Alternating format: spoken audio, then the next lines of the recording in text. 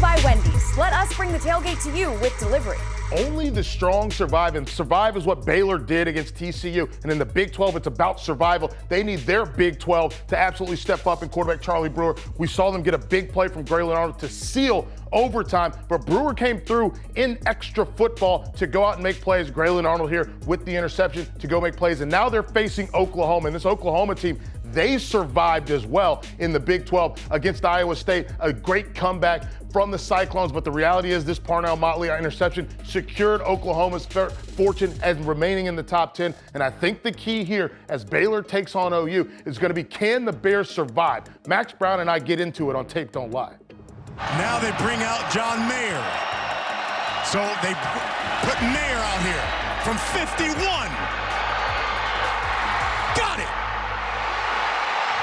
To get deeper into Baylor, we're going to bring in Max Brown, our college football video analyst. And Max, let's go through it right there. An undefeated football team. What do we know about Baylor? Yeah, I think early on, not a bunch, right? It was kind of, you wrote off this team because they had a week out of conference schedule. You thought, hey, it's only a matter of time before they lose a game. But then we flash forward and they got a bunch of solid wins on their resume. You talk about a good win versus Kansas State, a good win versus Oklahoma State, and then tough overtime wins against Tech and TCU. And then Baylor's right here. I think we're talking about a lot of college football playoff stuff and a lot of teams that don't control their destiny. You talk about a team that does control their destiny, it's the Baylor Bears. And if they take care of business in these coming weeks, they're right in the thick of this conversation. And it's about time that the national landscape starts paying attention to what these guys are doing.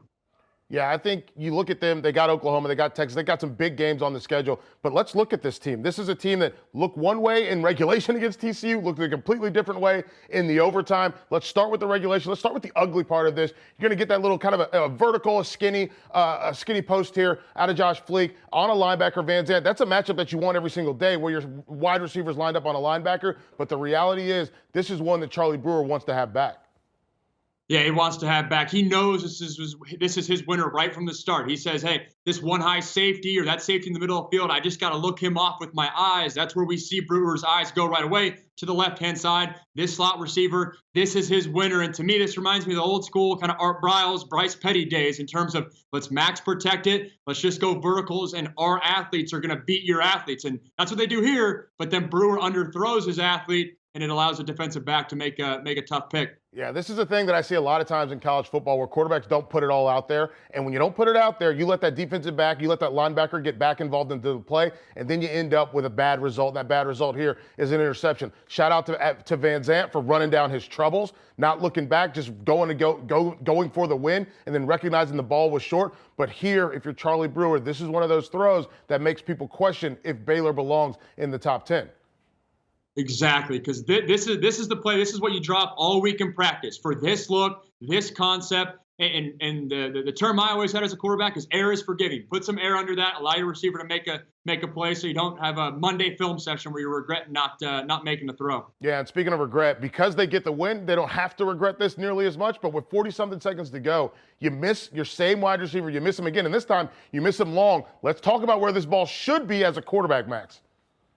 Yeah, as a quarterback sitting on the right hash, you should feel that you have open grass to your right. Both safeties kind of clamp down on that dig. Throw it over to the G and frogs, like right in the end zone. Throw it over there. That's where you got room. Don't miss high and tight to the left. That's not friendly for a receiver. It's so much easier to float to your right when you're going right as a receiver. This is just day one cover four concept when you talk about a dig from the interior most receiver and then a post ball by the number 2 receiver, putting that safety in a bind. And Mike, as a former safety, you know how hard this is as that high safety. Yeah, your eyes, you're reading your quarterback, and your quarterback doesn't look any different from the dig to the post. The dig comes across first. You immediately run to that. Next thing you know, strike up the band, or should be striking up the band, but Brewer misses that shot. But I love this here. We want to talk about redemption, right? So let's get to the positive. This is the team that belongs in the top 10. This is the team that we should be talking about more nationally. This is the team that is capable of beating Oklahoma. We start to see Brewer redemption. Yeah, and you talk about a quarterback, he knows internally he missed a few throws. That's on him. He knows he's probably kicking himself. And then so to put the ball in his hands on the ground and say, hey, I'm going to big boy these DBs and get an end zone, hats off to him. But this is just a proper read. He sees the end man on the line of scrimmage, that backer coming in hot. He pulls it, and good thing he did because, I mean, that would have been a big loss. He pulls it, and then shows what he can do with his legs. And it's certainly a weapon for this Baylor offense moving forward. It's funny to me. We always talk about going from the things that are in the dark often reveal themselves in the light. But for Charlie Brewer, redemption is truly running into the darkness in the shadow of that field. So I love that out of him. And then I love that once he's scored that initial touchdown, now I'm ready to play some football. Let me hit this slant. I can do it. He can do it, and he had to do it. Look at this scenario, Mike. It's 4th and 6. It's overtime. He's got to make this throw. They don't make this throw, they lose this ball game. He's sitting in there saying, I know I'm going to get hit. I know they're bringing blitz. I know they're sitting in man. I got to sit there and deliver to Denzel Mims and credit Mims for this reception. He fights pressure on pressure with his route. He's a big 6'3" target. He can make some noise, but love Brewer's ability to bounce back here, hang in the pocket, know he's going to get hit, and deliver a clutch throw. Yeah, Mims was strong right there, and you want to talk about strong as well. Brewer right here in the pocket, he knows that he's got a guy that's going to come rip him down, and he's looking up from the ground knowing, hey, I stuck the throw. We're going to keep playing a little bit of football. Let's go get this win. Yeah, I mean, you talk about just so clutch. 4th and 6, hang in there. I mean, you can see the pressure coming. When you get pressure, that means you got man on the back end. It's a chance for your receivers to start winning. Yeah, and then I think as we get to this, we get that the corner, the deep out, you see the way that he's able to deliver. We saw him miss 2 critical balls to Josh Fleek, and now he delivers to Platt. And the big thing for me, instead of throwing it behind to give the DB a chance, he's throwing it away, missed to the sideline so that DB cannot get involved in this play. I love this call. You talked about 2 plays ago, we talked about the post with the dig. Yep. Now they go post with an out route. Keep this nickel, keep this secondary guessing. Being on the left hash, you have all the field to the right-hand side, advantageous for an out throw, an impressive throw. I mean, this is a long throw, especially in the red zone, but love the scheme, love the concept, and just another element, another way Baylor can attack you. Yeah, I love the way that they're able to attack. And I mean, this throw, he puts it on a rope. He puts it out there to the side. There's no way that the defender can get involved in the play. But we got to get to the defense as well, because they play Oklahoma this week, Max, and they have to have their defense come to the party if they want to win this football game. Let's start talking about, as a quarterback, when you see teams that look like they have the opportunity to show pressure and what it does to you mentally, where they show some pressure and then they bail. Yeah, show some pressure. You might feel like you're hot as a quarterback, and then they drop to 8. It's not even like they're dropping 6 guys or something like that. That's 8 guys back in coverage. That's hard. And credit this Baylor D-line for they're not creating crazy pressure. I'm not going to go that far, but they're at least mixing it up in there. They're forcing the TCU to get off his spot, make a bad decision, and these decisions add up when you talk about having this many DBs in coverage. A tip ball, you might find yourself an INT, and this is a game-changing play. Yeah, these are the type of things, and we saw it with Kansas State when they took on Oklahoma. It was a tip ball interception that helped them kind of feel like they took some control of that game. So getting one of these, and from a linebacker, and I will say this, I want to credit this linebacker for what he was able to do.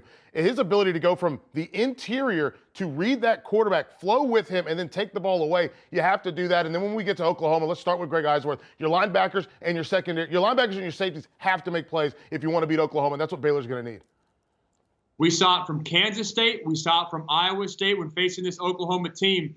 Talent-wise, you're outmatched. Everyone knows that. But effort, speed, pulling your trigger, doing the reads and attacking, that's how you beat this Oklahoma team, because they count on getting hats for hats in the run game scheme. So if you get one guy to shoot a gap, one guy to beat his man, it blows him up. And I think starting the run is so crucial when you talk about playing a Jalen Hurts-led Oklahoma offensive attack. Yeah, stopping the run is incredibly critical. And I think we saw that with Kansas State, where they limited what those running backs were able to do. I think the other thing you got to do is when you bring pressure to Jalen Hurts, you're going to have to get home. And I look at this and I look at what they're able to do. You have to make sure that your blitzes count. You're not going to call them every single play. So when you dial them up, they better work. Yeah, you're calling drop 8 on one hand, then the next play you can bring pressure. That's a lethal combination. But like you said, you have to get home. And to me, defensive coordinator, let's roll. Let's dial some things up that maybe they haven't seen, different blitz packages. And we can see it here when guys are standing up. It's called a radar scheme or amoeba scheme, whatever you want to talk about it. It forces this offensive line to communicate. It forces a quarterback to not necessarily know who's coming, who's dropping, which zones are free. It can be tough. It forces a defense to make sure they're in position and being disciplined. But this look can create a lot of problems, especially in the run game when trying to get a hat on the hat. So look for Baylor to lean on that front when going against Oklahoma. Yeah, I love that we used to call it a spinner package where everyone was kind of standing up, and I love that we highlighted that. And then here, you got to stop the breakdowns. And I think this is one of those things, going back to Baker Mayfield, going back to Kyler Murray, it happens with Jalen Hurts. Oklahoma messes up sometimes, but some of those mess-ups are the most beautiful plays that they have in terms of being explosive. You've got to get, and look at how many guys are in the frame on this one, Max. That's why I wanted to show this. Even though Oklahoma has a busted play, if you don't get bodies to that ball carrier, Jalen Hurts can still hurt you.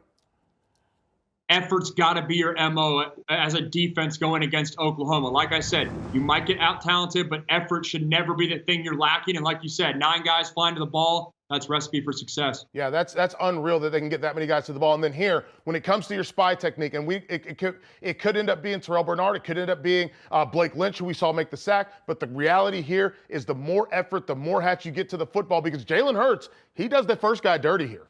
He has him ready to miss, and he's looking for a first down. But because Mike Rose is also giving effort to get to the football, he's able to get him down and stop him from picking up this third down. You got to keep Lincoln Riley thinking. Excuse me. I mean, you talk about drop 8, blitzing. Now you got to spy. You're not sure what you're going to do. Jalen Hurts is tough to go against because he's got the legs and because he's got the arm. What I like here is, yes, the spy linebacker doesn't make the tackle, but at least gets in his way. And then you talk about that gang unit for the Cyclones. Credit this entire linebacking core for showing up big. But I think just making it tough on this Oklahoma roster, not allowing them to just have free, wide open plays, that's how Baylor's going to have success. Yeah, so we saw Kansas State force Oklahoma to a scoreless third quarter. We saw Iowa State force them to a scoreless fourth quarter. I think for Baylor to get over that hump, Mac, we're going to have to see them do that same type of effort defensively. What's your biggest key going into this football game? Yeah, I think it's stopping that run like we talked about. I mean, that's how Oklahoma gets rolling. Jalen Hurts, he wants to run I know he's a quarterback. I know he's really progressed, but that's when he's running, that's when this whole offense is dangerous. But I'm excited for this test. You talk about a Baylor team. They got Oklahoma, they got Texas. 2 big matchups. They passed that test. You better believe that the whole country is going to be watching and believing in these Bears. Yeah, for Max Brown, I'm Michael Felder. For Baylor, if you want to get in 2019 and not get left out like in 2014, you got to go out and win these type of football games. This is Tape Don't Lie. Brought to you by Wendy's. Let us bring the tailgate to you with delivery.